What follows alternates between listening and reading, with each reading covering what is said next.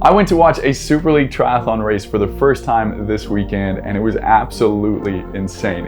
It actually gave me so much hope for the future of our sport, because if anybody there was watching, there's no way you could have seen that and just been like, yeah, that wasn't that good. That's just not possible. It was too good, too dynamic, and too fun.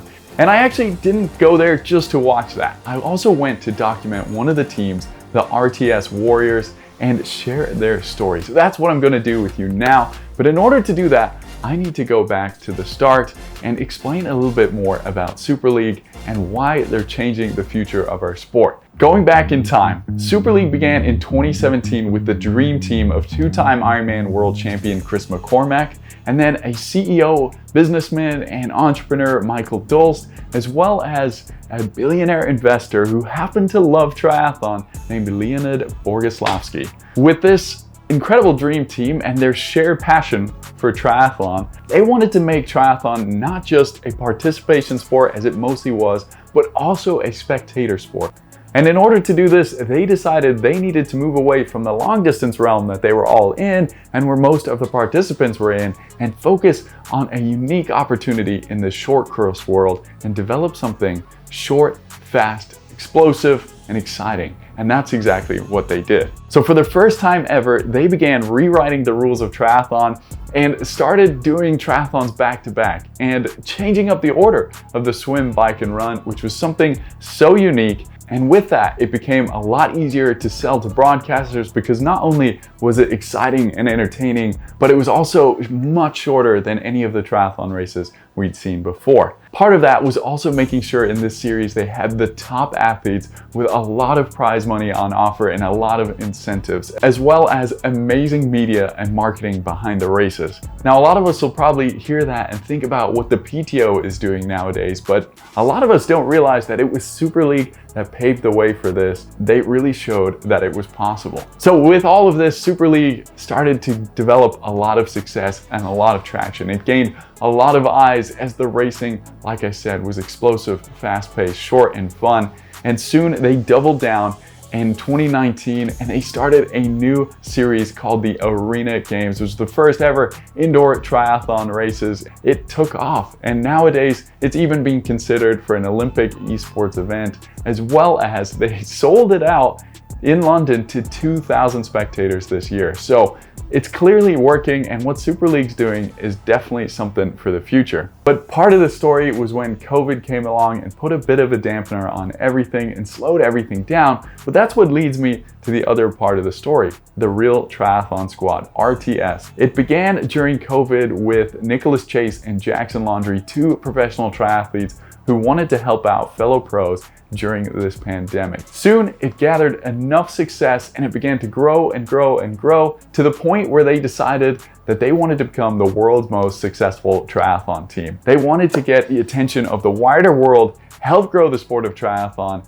and stick to their roots and help support other professionals in the sport. But then moving back to Super League, and in 2021, after COVID, they announced that they will now be having teams for the first time ever, taking part in their series. They were learning from cycling and Formula One with the key goal of keeping fans engaged, the racing more dynamic, as well as involving team managers that could really spice things up. Now, this is where the two stories combine, because Nicholas Chase was invited to be an assistant manager on one of those teams in 2022, and that's where he got the idea to create a US-based team to help make US triathlon great again and develop some up-and-comers in the sport. And what was perfect about that was that USA Triathlon has a program called Project Podium, which is an amazing program hoping to bring up the level of the US male triathletes to hopefully allow them to achieve medal performances in the upcoming Olympic Games. And this is what makes Super League so unique and so cool to me, is that they've always loved this kind of thing. And alongside having the best athletes in the world at their races, they've always helped those up-and-comers and have created some of those Olympians and top-level triathletes that we see and know well today. For example, Fanny Salai, she's just 15 years old, but was invited to race at one of their events, and by allowing the RTS Warriors to create this team and create this amazing mission, it's just another way that Super League is helping improve the future of our sport. Now, they definitely came into this series as the clear underdogs, as they're going up against the Olympic medal favorites in the other teams, as they get to hand select and recruit who they want to from around the world. But that didn't scare them, and I think they've surprised a lot of people, not only with their performances, but also just with their team chemistry and with what they are building and the mission that they have. And that's where I come in. I was able to see all of this firsthand at the third race in the series in Malibu. It was truly amazing. Like I said in the intro, the race and Super League and everything was phenomenal. But the RTS Warriors was truly my biggest take home, and just because I was documenting them. Seeing the two UST Project Podium athletes, Carter Schoolmaker and Reese Vanderson, have the opportunity of a lifetime thanks to Super League and the RTS Warriors to learn from the best in the sport. Ben Canute and Katie Severis were on their team for that race, and I don't think it gets much better than that. So RTS arrived a few days early and began preparing for the race.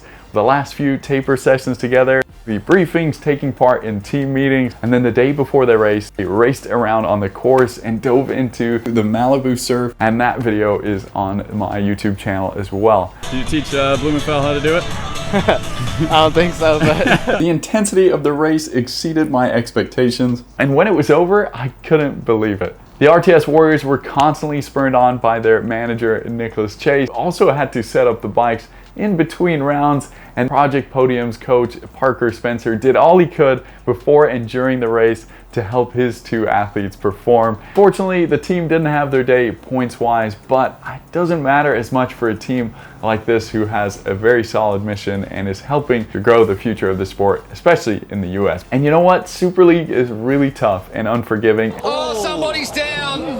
One of the Warriors, and she looks hurt too. That's Summer Rappaport. And I think that's part of its appeal. It's what makes athletes like Carter and Reese, who are trying to make it to the Olympics, even tougher. And if they're going to compete with the likes of Christian Blumenfeld, they're going to have to be pretty tough. And if I've got your attention from all of this, thankfully there's one last race in this series coming up on October 21st in Neom. You can tune into that. I hope you'll be cheering on the RTS Warriors from your couch. And if not, I couldn't recommend just following along their journey and what they're doing. And yeah, Super League is just doing an amazing thing here with RTS. And with their expansion into the US with the Chicago and the New York Triathlon next year, I think there's a lot of exciting things for triathlon. So thank you so much for listening to the story, and let me know if you have any questions or comments down below. We'll see you in the next one. Have a good one.